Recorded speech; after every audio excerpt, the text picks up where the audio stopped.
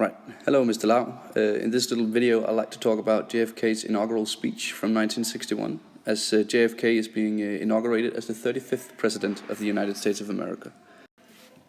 In this speech, he starts with an introduction, and he then name drops a couple of people. He then thanks the people of the United States, and also gives a short background history for what he's doing. He then starts addressing some problems. He begins with poverty, global poverty, and then he talks about the Cold War, which is in full swing, so to speak, at this time. He talks about how we must solve these issues in global unity, and finally he calls for the people to take responsibility as well. Right, so let's talk about the rhetorical pentagon. The writer is, of course, John F. Kennedy, and also a couple of ghostwriters, one would assume. The reader is the American people. We see this at page 2 on the bottom, where he's addressing the American people by saying, whether you're citizens of America or citizens of the world. Also, he's not just addressing the American people, he's addressing basically everyone. He talks to the entire world in hopes of uniting the people. Also on page 2 at the bottom, he says, can we forge against these enemies a grand and global alliance, North and South, East and West, that can assure a more fruitful life for all mankind? Will you join in that historic effort? That's not just directed at the American people, but also nations worldwide. The language in the speech is quite intellectual, without being preposterous or pretentious. He's a smart man, and that shows a person who hasn't studied English for that long wouldn't necessarily know all the words. And also, JFK is from another generation. Like, the speech is from '61, and that is noticeable. Words like anew shows that it was another time. Many of the words are, by today's standards, very old school. The circumstance of the speech is John F. Kennedy's inauguration. He also became president during the Cold War, and that also shows in the speech. He's talking about the Cold War and the influence of Russia or the Soviet Union a lot. Maybe not directly to them, but he's talking about the Cold War. Right, the main topic of the speech is, of course, the inauguration of John F. Kennedy. That's kind of obvious. But the actual topic that's talked about the most is the Cold War. Other important points being the unity of the world, ideologies, and people, like uniting the world across ideologies, people, and nations. We see this clearly in page 1 at the bottom, where he says, to those nations who would make themselves our adversary, we offer not a pledge but a request, that both sides begin anew the quest for peace before the dark powers of destruction unleashed by science engulf all humanity in planned or accidental self-destruction. John F. Kennedy's intention with the speech was to make his intentions about how he was going to lead the country clear to the American people.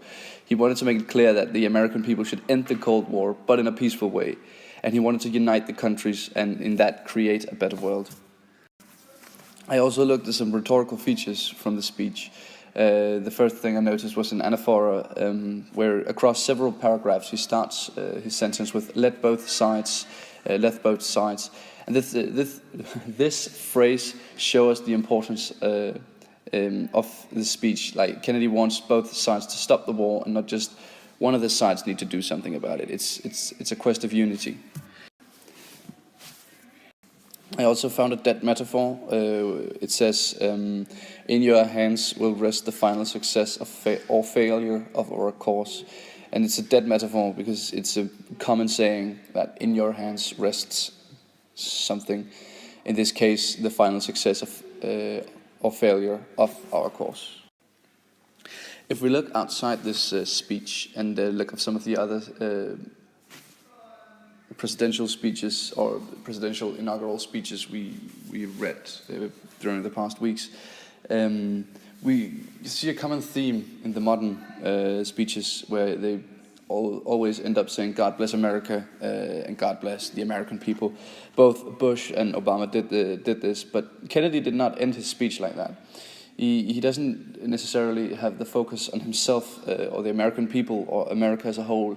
He believes that the entire world should listen to his speech, so he doesn't end it by just including the Americans.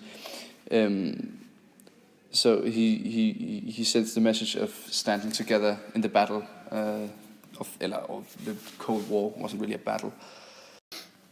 The thing about Kennedy's speech that really sets it aside from Bush and Obama is that he's actually talking about real issues.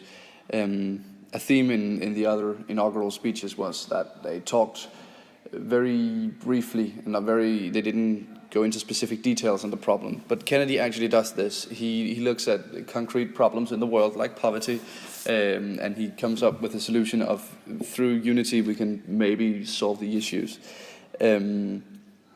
Bush and Obama just briefly mentioned that the world wasn't optimal and they were trying to fix this. They didn't really mention how or why or their way of doing things, where Kennedy knows exactly what he was going to talk about, the Cold War and poverty, and also explains how he's trying to solve them through unity and through collaboration across the East and West.